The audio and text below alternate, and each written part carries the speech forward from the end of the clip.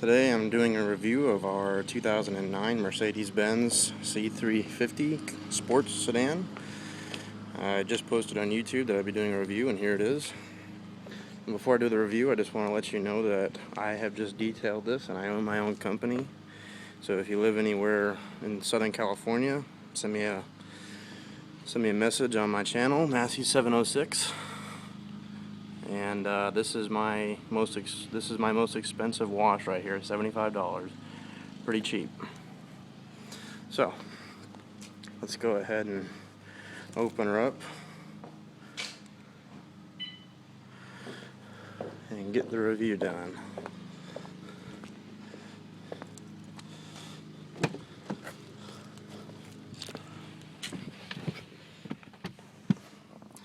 You got your Mercedes 3 gauge cluster, your TAC. You got your speedo and all the other information, and your temperature and gas gauge. And then we have this ash colored wood. This is all real wood right here. Ashtray. Very nice.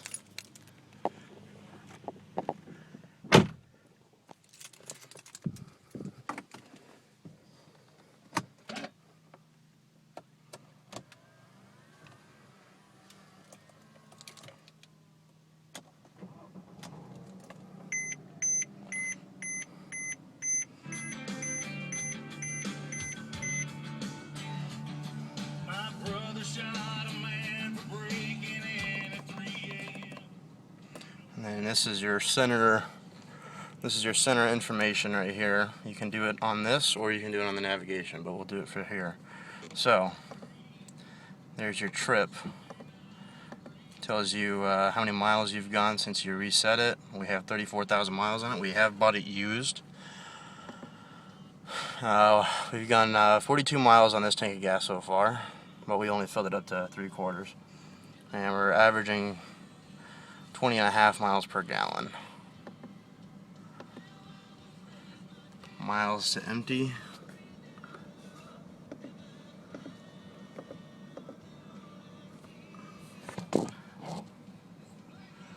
And your direction of travel. Audio, you got your thing right here, and you can also change it. And you've got your Bluetooth. Right there it says C for comfort. And you can go right down here where it says C and S. That's your comfort and sport. So you push the S button for sport and it changes, and when it does that, it firms up your ride and it does faster transmission shifts. And then you can also shift right down here. So you get your D1, you're going through your gears, and then you go back. So now we can also look at this navigation screen. You can go out navigation, and we go back here while still playing your music. You position, guide, and it's all controlled by this little thing right here. And then back and clear. So, and then you can do audio, phone, video, and system. So let's do audio. Right now I'm listening to Montgomery Gentry's new CD, Rebels on the Run. Great CD. So I can go down to track list, and that's all the song names. Then you can hit back, and it takes you back. You can go to changer, and that's all of our CDs inside of the 6-disc changer. And then you have USB auxiliary right here in the typical German spot.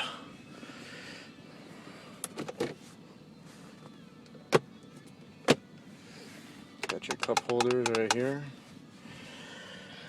Let's go ahead and pop the hood, which is right down here. We'll put the headlights on and the fog lights and the hazards.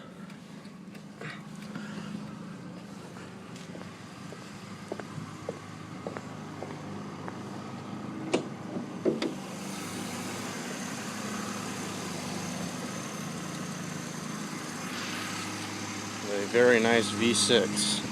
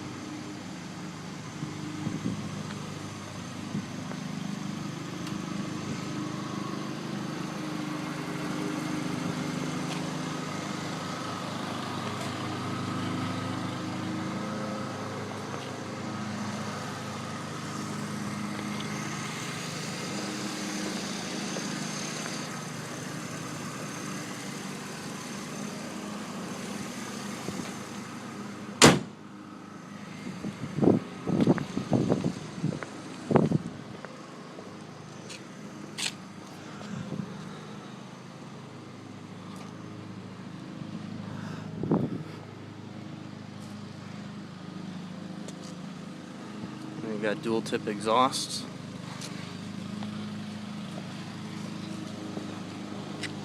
You push to open your gas cap.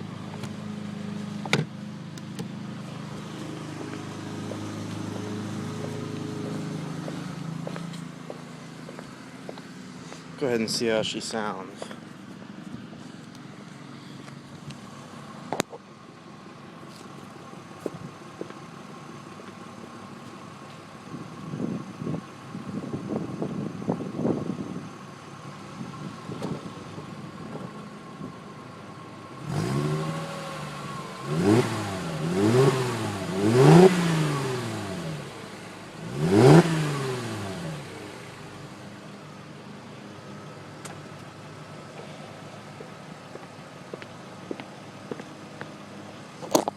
Very nice.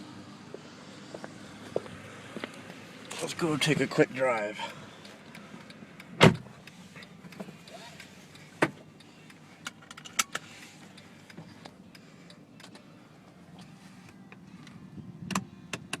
Automatic lights.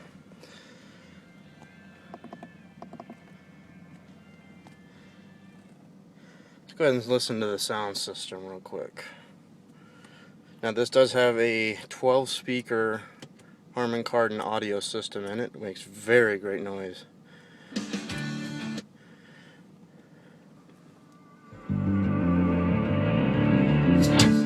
This goes out to all them hard-working Americans out there. We got you back, baby. Let's kick this thing, boys.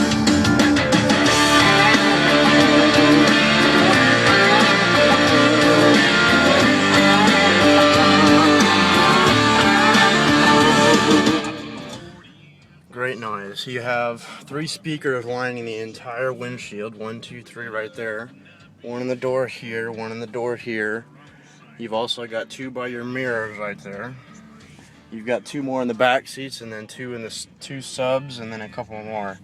And you also do have power mirrors, and you can, when we picked it up from the dealership, when we locked it, it brought the mirrors in so nobody would bump your mirrors off. But you just touch this little button right here by your mirrors, and it pulls them in, just like that. Right like that. So, let's go for a quick drive.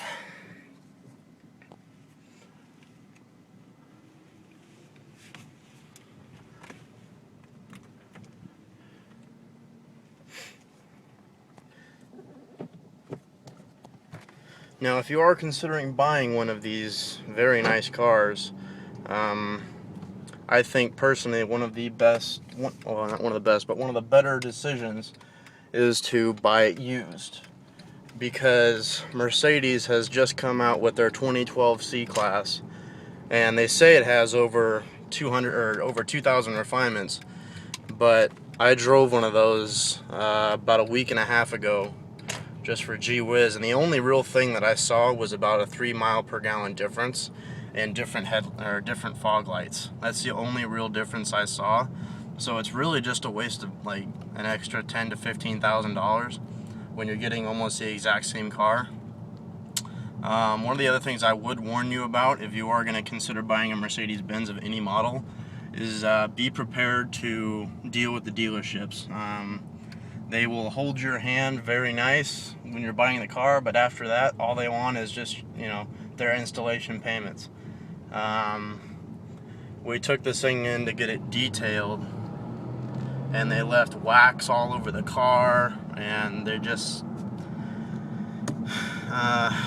it's a long story, and it wasn't a very good experience. So if you are going to buy a Mercedes-Benz, watch out for that. I mean, other than that, it's pretty, this car is very heavy. It's a little over 4,000 pounds, and you can really feel it when you're in first gear. You do have to kind of step on it. But I'm also in sport mode right now, so it's holding my gears a little bit longer. But other than that, it's a very great car. It's not really I wouldn't say it's a hands-on driver's car. To me, it's a little bit too numb. It feels too much like a Chrysler. Well, I shouldn't say a BMW. But you can literally sit here and drive this car anywhere with 3 fingers on the steering wheel. It's just too effortless. And that's the problem, is I'll drive this thing up in the canyons, and we also have a Mini Cooper. I've done some reviews, you can see that on my channel, and it feels the Mini Cooper feels a lot different.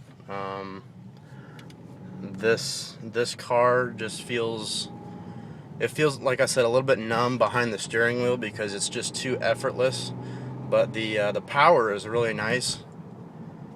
If you are going for the enthusiast version, I would say go for the C63 AMG if you really want a nice Mercedes. But if you are going to go with that, be prepared to pay upwards of $75,000.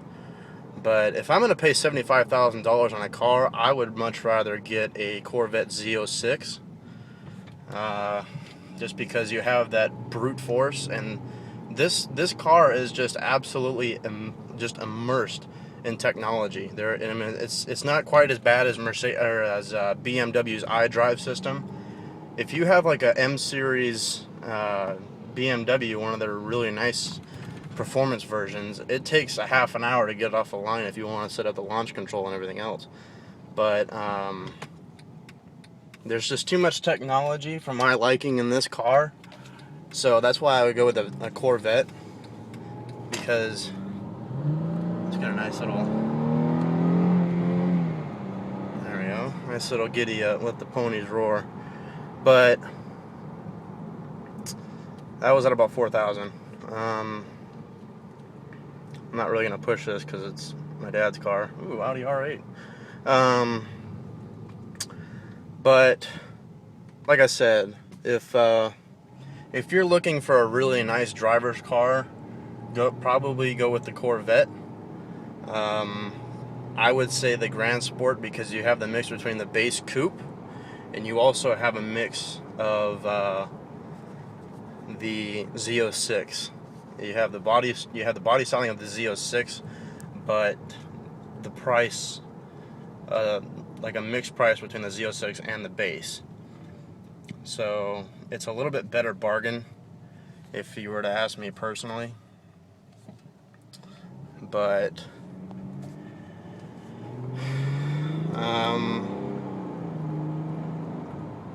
what else do I like?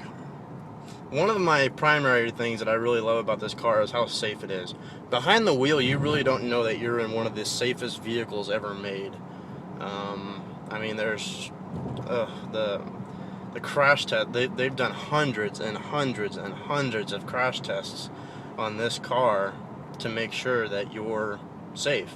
They want you coming back, Mercedes, and you go onto their website and look at those personal stories of some of the accidents that these cars have been subjected to, and the people walk away without a scratch. It's amazing. So if say you just had a kid, or you're building your family and whatnot, this is a very good car to consider, because this is known as the baby of the Mercedes-Benz family.